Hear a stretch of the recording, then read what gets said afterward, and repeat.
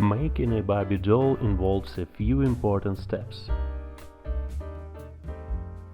First, the design of the doll is created using drawing and computer images.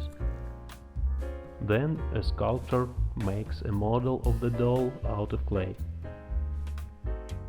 Next, a special material is used to make a mold from the model. The mold is then filled with melted plastic to make the actual doll. After the doll cools, it's taken out of the mold and put together.